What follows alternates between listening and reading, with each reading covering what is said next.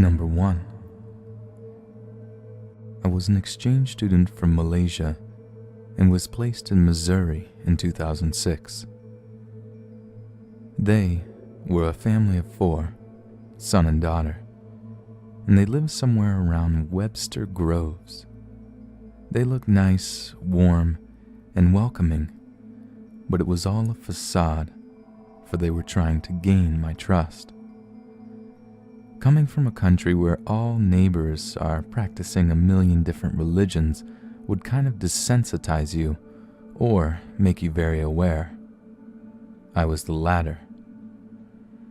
The first week was fine, but sometimes I would wake up a little early and find them gathered in the kitchen in a circle, around the kitchen table, mumbling and whispering. They'd stop as soon as I entered. It was very disconcerting, but I brushed it off thinking it was an American quirk. During the second and third week, it became worse. The boy wouldn't touch me because I'm born from sin, his words, and the girl was afraid of me because I spoke to the father whilst looking him in the eye. I started prodding her for answers whenever little things that I did, which are normal by the way, like reading before bed, talking directly to the parents, eating a sandwich, would elicit small gasps and hyperventilation. She told me that I have residues of the wicked and that I'm going to hell. She told me about a cleanse and a daily prayer wash. I've seen them singing the same hymns over and over again, reciting the same verses in different tones, and it really freaked me out.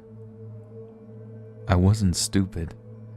I realized I was in a cult when they took me to church.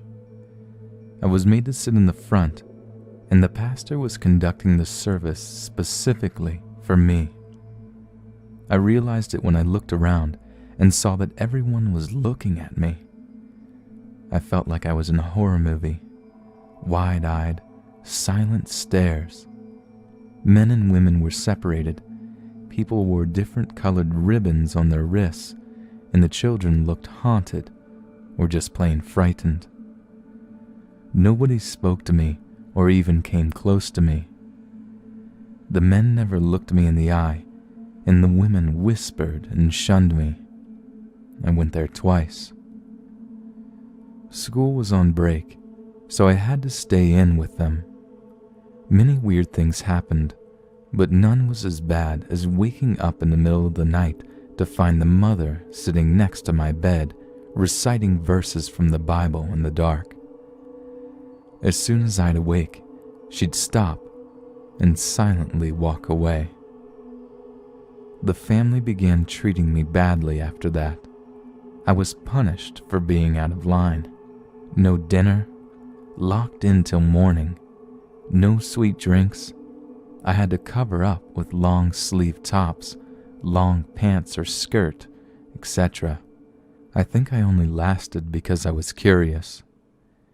They probably thought since I'm from Southeast Asia, I must be quite gullible and naive.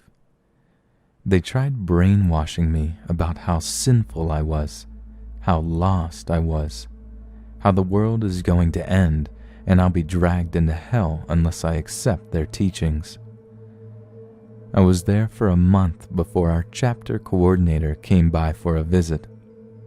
I told her everything, outside the house naturally, and I left with her immediately. We came back with a group of people from the exchange organizations about an hour later and found them in the midst of burning the things of the sinful non-believer. Thankfully, my passport and other relevant documents were untouched. I never found out what kind of cult they were.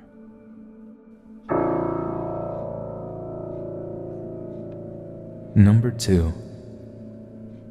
I want to try to be concise and still give a proper breakdown of my time growing up in a cult. I'm going to start by breaking down the ideology.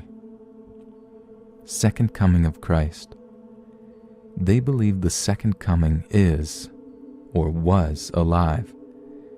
He was a Korean man who went by the name of Reverend Sun Myung Moon. He was given the mission by Jesus in a vision when he was 16 years old on a mountaintop, and it is his purpose to create an example of the ideal family so all may shape their families in its likeness and create an ideal world. Restoration of the fall.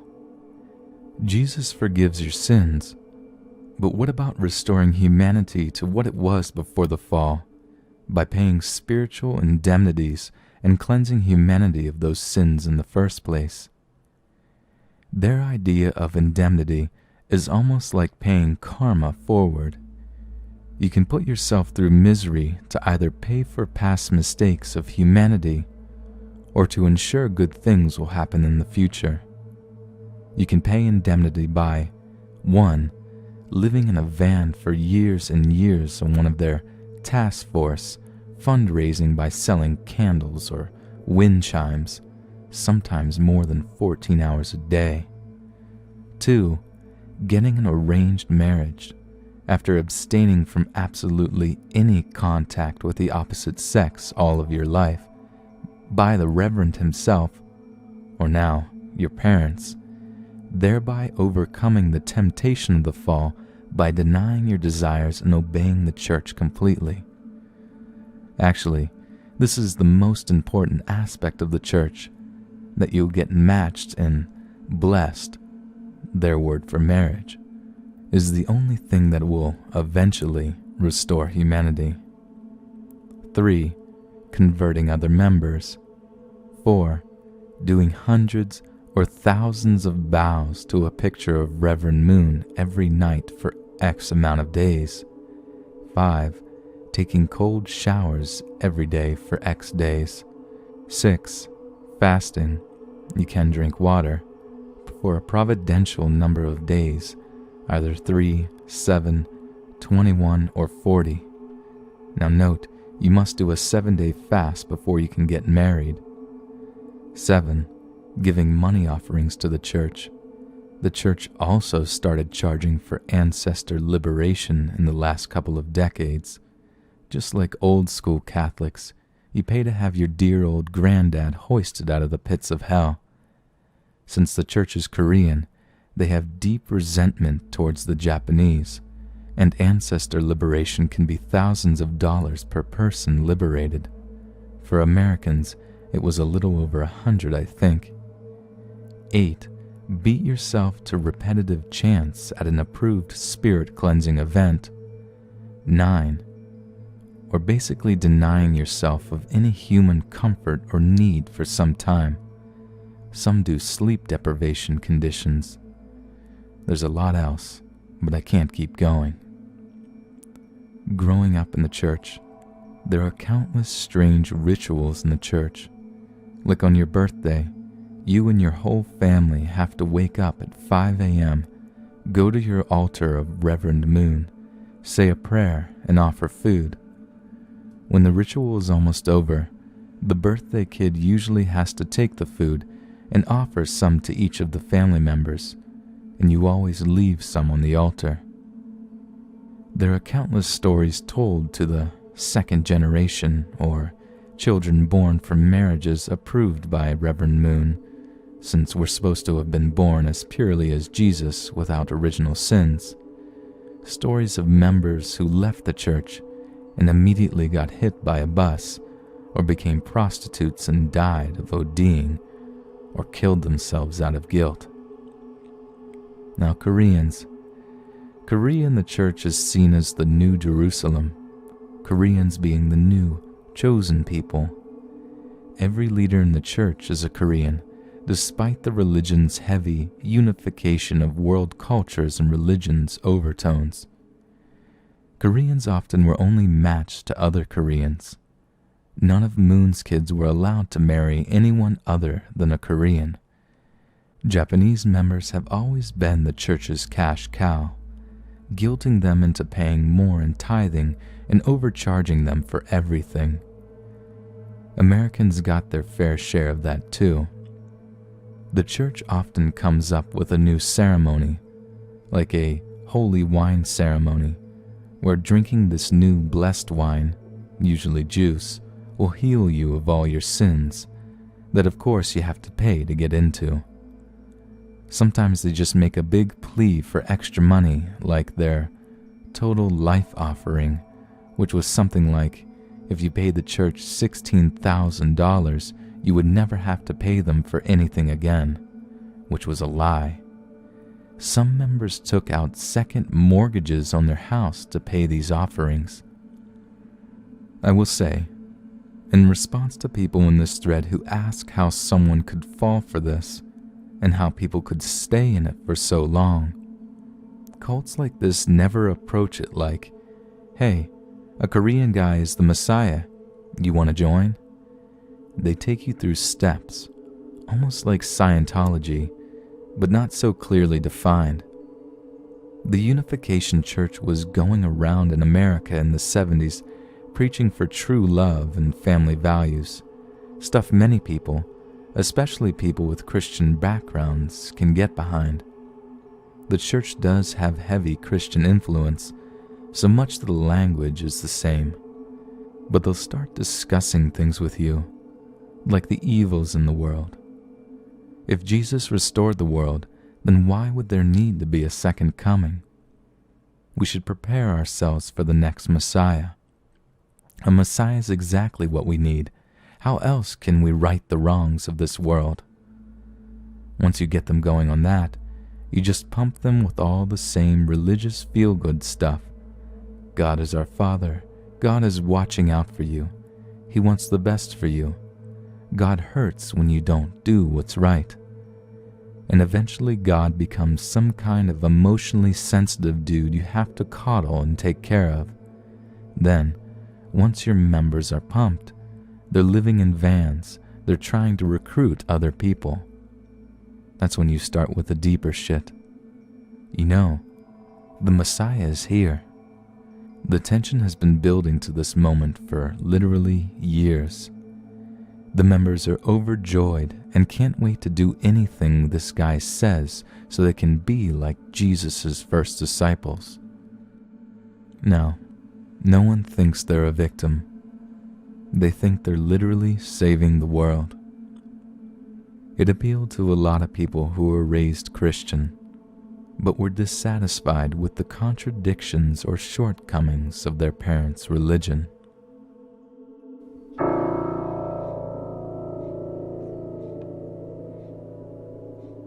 Number 3. I was married to a Scientologist. Well, Scientology is weird. It's all-consuming, as most cults are. My ex-husband only knew and associated with people in Scientology. However, all his friends were actually very, very nice and really cool to me. I made a lot of friends through him. I never felt outwardly pressured to join Scientology, but the insidiousness was absolutely there, and I'll get to that. Ex-husband was raised in it. You could say he was a second-generation Scientologist. His parents joined back in the L.R. Ron Hubbard days, and they were in it. They both worked for the church as auditors. They were dirt poor. All of their money went to the church. Hundreds of thousands of dollars. They were so deep in debt, they had no health insurance and no money for anything except rent for their tiny, run-down apartment. That part made me the saddest. They were nice people. Now, I married him back when I was younger, more idealistic and willing to overlook major differences. I was a bit lost myself and really just looking to connect with anyone. I was always atheist and actually really against organized religion, but he always assured me that Scientology was not something he was active in and that it wouldn't be a problem. He wasn't taking any courses at the time we dated and were engaged, so I believed him that Scientology was more like his parents' thing than his. After we got engaged, he started telling me how a friend of his needs some help. She was training to become an auditor, the e-meter thing you hear about, and needed someone to practice on. I declined. He kept asking and insisted that it's just for her practice. It doesn't mean I'm doing Scientology, and that it would mean a lot to him. So I did. And what a silly experience. Honestly, it's just ridiculous. You sit in a room with the auditor, hold these cans. Let me tell you, the rigmarole they use to get the cans set right so they pick up your wavelengths, or whatever they call it, is laughable.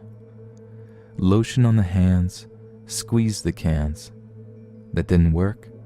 Go for a walk, drink some water. Lotion again, squeeze the stupid cans. All this over and over until something on the auditor's end says it's all working now, and then you're good to go. I lied through the whole thing. They acted like I made some amazing breakthroughs. I got a floating needle, and then that was it. However, I was then called over and over and over to come back. What the hell? I thought this was a one-time thing to help this chick out. Nope, they were all over me. They wanted 3-hour sessions, days in a row, on weekdays. No wonder Scientologists are all poor as shit. They want you in constantly during work days. I became so disagreeable to them that they actually gave up calling me to get me in. I guess they figured me being married to one of them is enough to eventually get me. The Scientologists on the lower portion of the bridge tend to know nothing about the Xenu stuff. I asked them, and they acted like they'd never heard of it. I guess you don't get to read that tech till way later, a few 100,000 deep. The overriding insidiousness I saw was the learned ability to scam people. I witnessed a Scientologist's own business get taken down by the feds for frauding their clients. Now, the reason I divorced him was because he stole a large sum of money from my account that was not to be touched. It just vanished, and he had nothing to say for it. He opened 2 credit cards in my name and maxed them out. He put me into financial ruin. It was a disaster.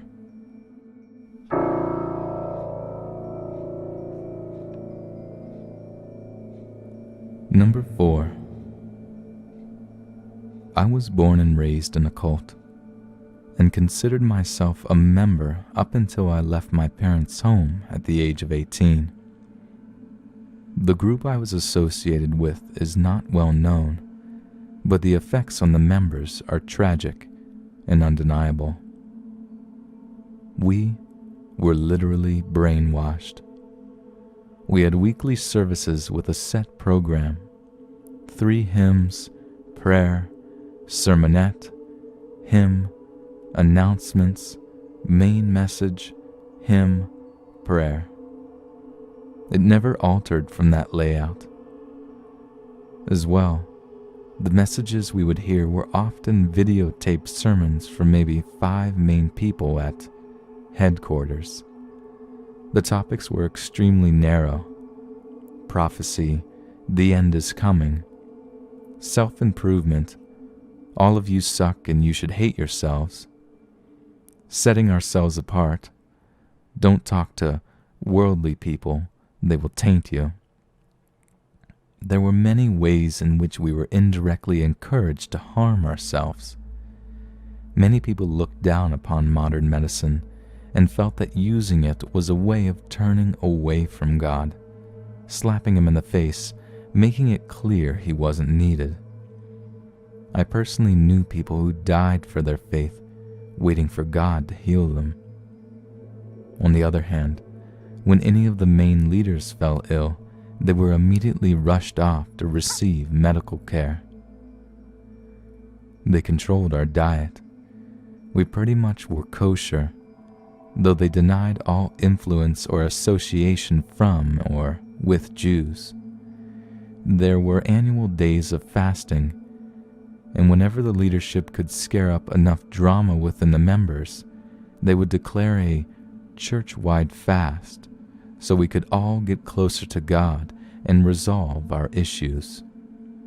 We fasted when the church's income was said to be dropping. We fasted when the leaders were ill. We fasted when people died. We had our own personal fasts for the hell of it, or when we felt especially guilty and out of touch with God. Parents were encouraged to get their children involved as young as possible. My parents tell me I started observing the annual fast when I was 3 years old. I remember one year when my brother was 2 or 3. At one point during the day, he just broke down sobbing because he was so thirsty. And yeah, we abstained from food and drink. We got obscenely dehydrated every time. Looking back, I just don't understand how a parent can behave that way. And they were so sex negative, I can't even describe it.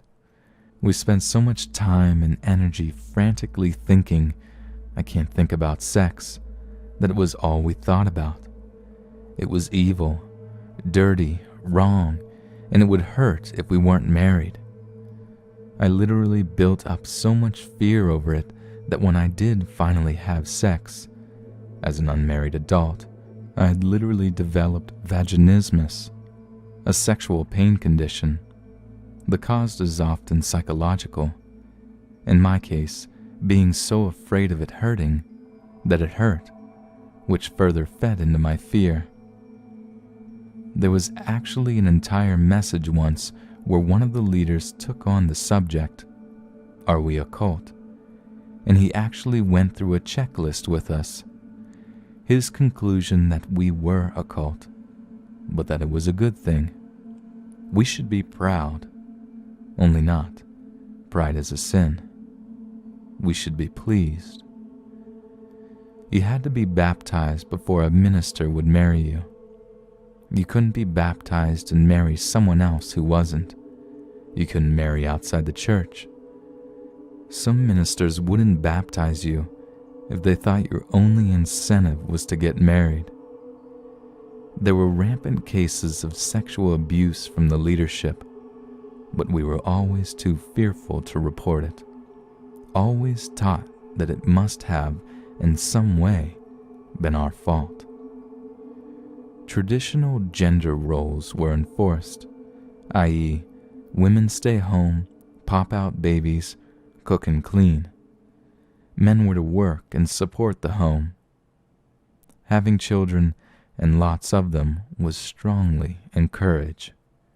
Be fruitful and multiply, and all that shit. Adoption was frowned upon, even for those who were unable to have their own children. So many families were living in poverty because there was just too many children to take care of. God forbid that any of them have a medical condition that required constant treatment. We were robbed on a regular basis. They called it tithing. Not only did we give 10% of our entire income, but we were also to set a second 10% aside to be used at a 7-day religious convention of sorts every year. And on every third year, we would give an additional 10% to the church. Imagine losing 20% of your income every year and 30% every third year. Imagine being poor to begin with. Imagine being told you are poor because you have been literally stealing from God by not diligently paying your tithes.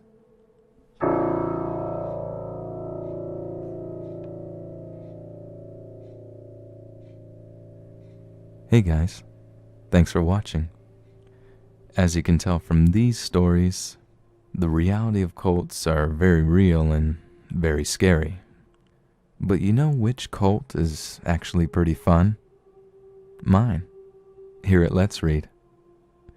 Now, the only thing I ask from you is to subscribe and stay tuned for more awesome videos to come in the future. And we would both be happy. That'd be great.